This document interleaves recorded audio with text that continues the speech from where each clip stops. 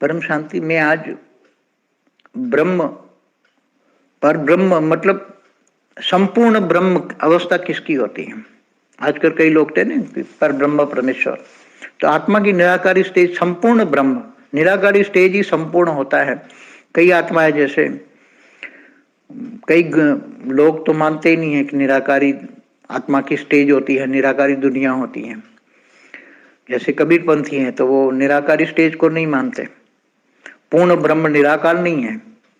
तो पूर्ण ब्रह्म की मैं थोड़ी बात करूंगा। पूर्ण ब्रह्म माना निराकारी, आत्मा की निराकारी अवस्था माना आत्मा की बीज रूप अवस्था, आत्मा की संपूर्ण स्टेज, निराकारी स्टेज, चैतन्य अवस्था की संपूर्ण स्टेज निराकार, जिसको पर ब्रह्म परमेश्वर कहते हैं, अहम ब्रह्मास्मि कहते हैं। तो आत्मा की निराकारी स्टेज वाली आत्माएं जो हैं, वही संपूर्ण पूर्ण ब्रह्म को, जो परम पद, वही पूर्ण ब्रह्म स्वरूप निराकारी स्टेज, बीज रूप अवस्था, आत्मा की अनादि अवस्था। आत्मा की अनादि अवस्था मतलब आत्मा का जब क्रिएशन हुआ, आत्मा की जब रचना हुई, उसी मूल अवस्था, आत्मा की वही स्टेज, आत्मा का मूल स्टेज है, आत्मा का अनादि स्टेज, उसकी मूल स्टेज रूप आत्मा, बीज रूप अवस्था, निराकार स्टेज। तो आत्मा जैसे शिव की आत्मा है, चाहे 104 कला की शिव की आत्मा, तो निराकारी स्टेज में वो परमधाम में होती है, तब वो पर ब्रह्म होती हैं। महाशिव की आत्मा भी जब महापरम धाम में होती है तो पर ब्रह्म होती हैं। तो पर ब्रह्म परमेश्वर, जो आत्माएं निराकारी स्टेज को नहीं जानते, नहीं मानते, वो वास्तव में संपूर्ण ज्ञानी नहीं है। संपूर्ण ज्ञानी आत्मा की तीनों को स्टेज को, निराकारी स्टेज को नहीं जानते, मानते। आत्मा की निराकारी स्टेज ही संपूर्ण स्टेज है, जिसको पर ब्रह्म, पूर्ण अवस्था, आत्मा की पूर्ण अवस्था है। तो वो जब तक नहीं जानेंगे, मानेंगे, तब तक पूर्ण ज्ञान नहीं होता है। और आत्मा को जब तक पूर्ण ज्ञान नहीं होता है, तो आत्मा चाहे आकारी दुनिया में, चाहे विष्णुपुरी में हो, चाहे शिवपुरी में हो, तो भी उसको आत्मा की तड़पन रहेगी। चाहे आत्मा विष्णुपुरी में हो, चाहे शिवपुरी में हो, तो भी आत्मा की तड़पन रहेगी। वो चाहेगा कि मैं अपनी संपूर्ण स्टेज में जाऊं, मगर उसको ज्ञान निराकारी स्टेज का नहीं है। जब तक निराकारी स्टेज का ज्ञान नहीं है और वो विष्णु को मान के चली गई, आत्मा यहाँ से विष्णु मान के विष्णुपुरी में चली गई, कोई शिव को मानकर शिव शक्तिपुरी में चली गई ऊपर के, मगर उसको निराकार का ज्ञान नहीं है, पर ब्रह्म परमेश्वर का ज्ञान नहीं है, तो वो आत्मा में तो अंदर से तड़पन होती है और कमी महसूस होती है कि मेरे आत्मा में कमी है, मुझे कुछ चाहिए, और कुछ चाहिए, और कुछ चाहिए।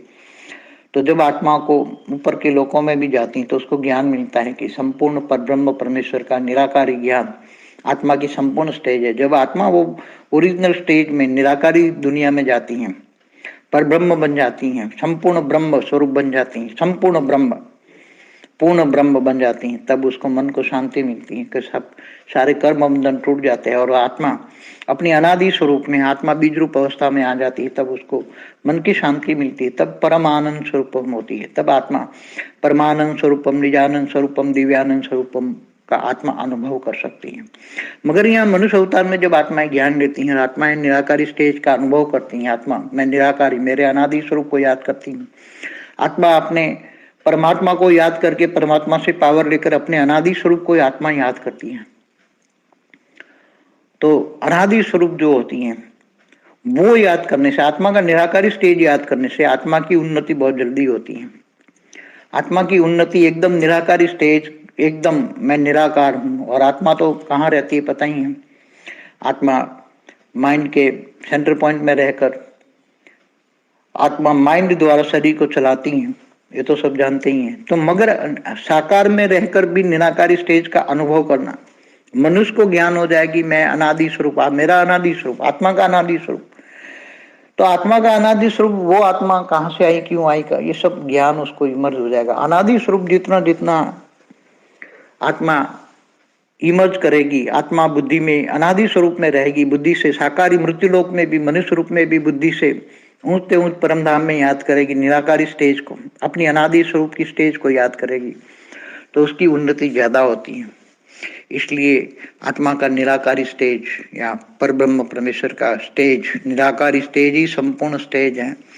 वो तो सब कोई ज्ञान कहीं नहीं मिलता है, मतलब पूर्ण ब्रह्म का ज्ञान तो शास्त्रों में भी पूरा पूर्ण ब्रह्म का ज्ञान नहीं है, क्योंकि वो पूर्ण ब्रह्म को ज्योतिर्लिंग की पूजा करके ही करते हैं। ज्योतिर्लिंग, ज्योति माना लाइट का, लिंग माना आकार, पर ब्रह्म परमेश्वर का पूजा करने का एक साकारी तरीका है। साकार में ज्योतिर्लिंग बनाते हैं, ज्योति माना लाइट, लाइट का, लिंग माना आकार, तो ज्योतिर्लिंग की पूजा करते हैं। ज्योतिर्लिंग से फिर शिवलिंग हो गया।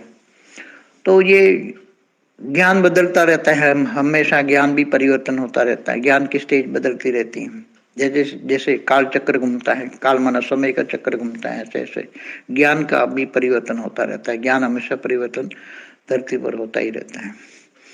आज जैसे पुराना ज्ञान और आज नया ज्ञान, नई दुनिया के लिए नया ज्ञान चाहिए, नई दुनिया के लिए नया ज्ञान चाहिए। आज दुनियाओं में चाहे लौकिक अलौकिक ज्ञान कितने बढ़ गए, कितने प्रकार के लौकिक ज्ञान है, इसी तरह अलौकिक ज्ञान, पारलौकिक ज्ञान, फिर एकदम अनादिकाल का ज्ञान, अनादिकाल।